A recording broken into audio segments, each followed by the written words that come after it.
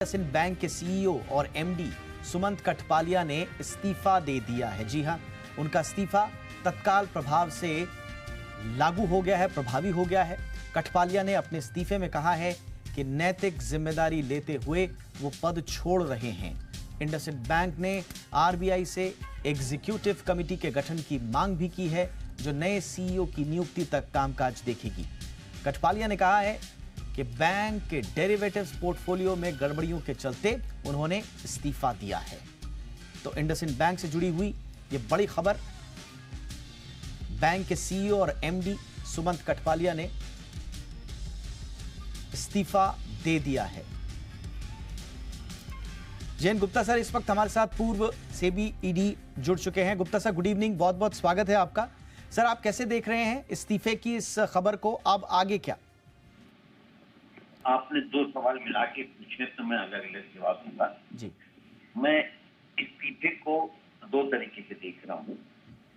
एक कि मेरी मॉरल रिस्पॉन्सिबिलिटी है, मैं इस इंस्टीट्यूशन का हेड था, वहां पे कुछ गड़बड़ी हुई है तो मेरी मॉरल रिस्पॉन्सिबिलिटी है, so that is a good thing. The second thing is this कि ये प्रॉब्लम हुई कैसे।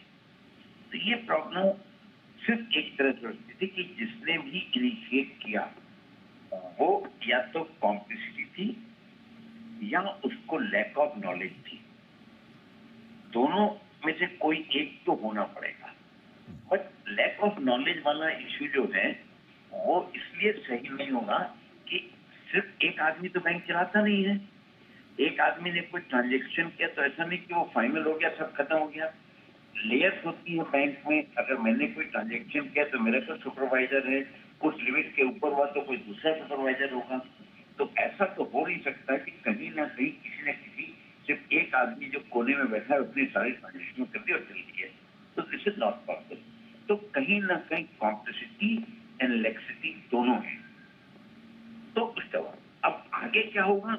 आगे देखिए क्या होगा कि इंडिया में बैंकिंग सेक्टर जो है it is robust in the sense कि रिजल्ट सही होते हैं, कैश रिजर्व रेशियो सही होते हैं और जो रिस्क कैपिटल होती है वो आरबीआई मॉनिटर करती है।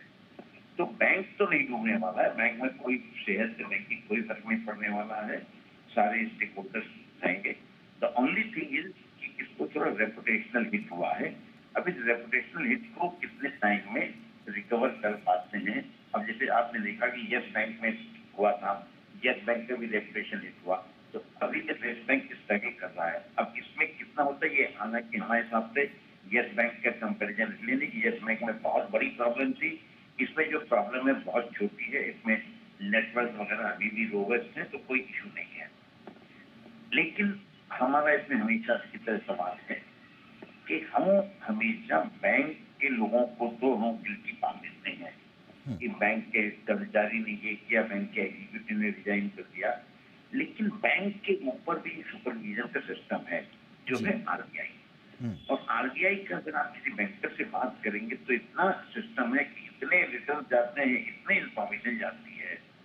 मेरा सवाल है कि उस इंफॉर्मेशन का होता क्या है, क्या वो इंफॉर्मेशन प्रोसेस करके अर्ली वार्निंग सिग्नल आते हैं कि नहीं आते हैं।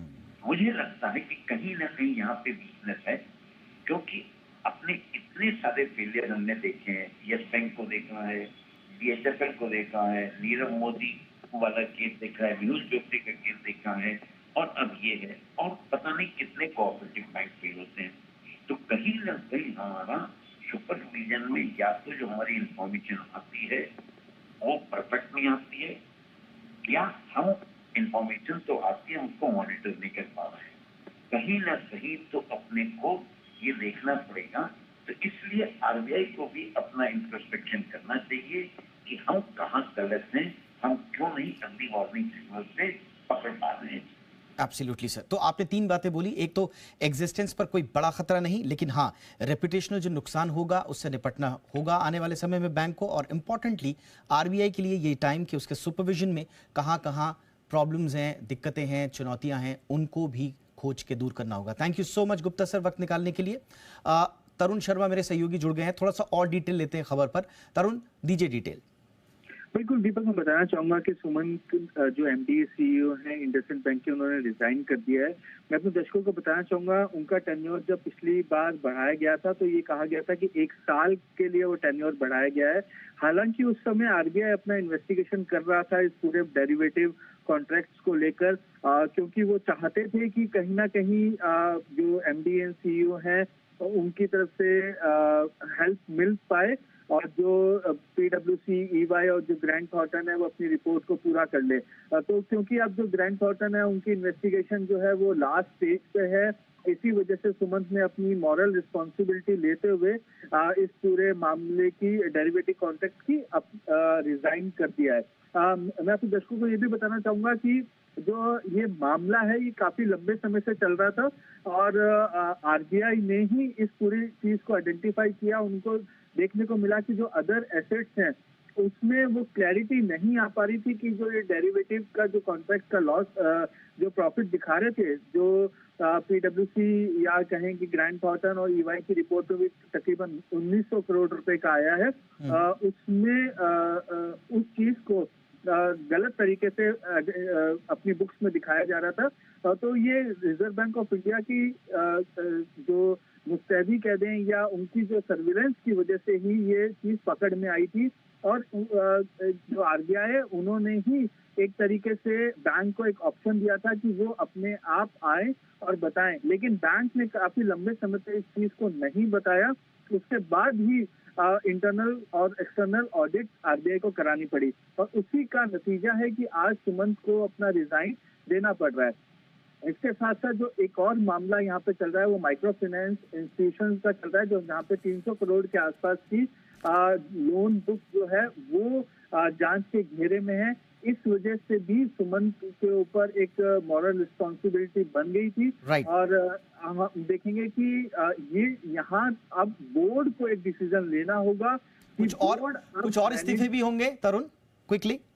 बिल्कुल इसमें एक 3 तरीके के पैरामीटर बनाए गए हैं। एक पैरामीटर है कि जिनको पता था, जिन्होंने जानबूझ के एक्ट नहीं किया, एक जिनको जानकारी थी लेकिन वो एक्ट नहीं कर सकते थे, और तीसरे वो जूनियर लेवल के लोग जिनके पास जानकारी थी लेकिन उनका इतना ओहदा नहीं था कि उनके रिएक्शन से बैंक में कुछ फर्क पड़ता। तो ये 3 कैटेगरी है जो अभी जो रेजिग्नेशंस आ रहे हैं, ये अभी पहली कैटेगरी के रेजिग्नेशंस आ रहे हैं। आगे हम देखेंगे कि दूसरी और तीसरी कैटेगरी के भी रेजिग्नेशन यहाँ पे बैंक की तरफ बैंक में होते हुए दिखाई देंगे। एब्सोल्युटली। तो डेरिवेटिव अकाउंटिंग लैब्स को स्वीकार करते हुए एक्सेप्ट किया है मॉरल रिस्पॉन्सिबिलिटी। स्वाभाविक रूप से जैसा आप डिटेल दे रहे थे Tarun, accounting errors, profit motives, weak controls, ये तमाम वो चीज़ें हैं। अब जब इस्तीफों की अब सिलसिला शुरू हुआ है, तरुण बता रहे हैं कि कुछ और इस्तीफे अभी आगे भी हो सकते हैं। शुक्रिया तरुण इस तमाम जानकारी के लिए।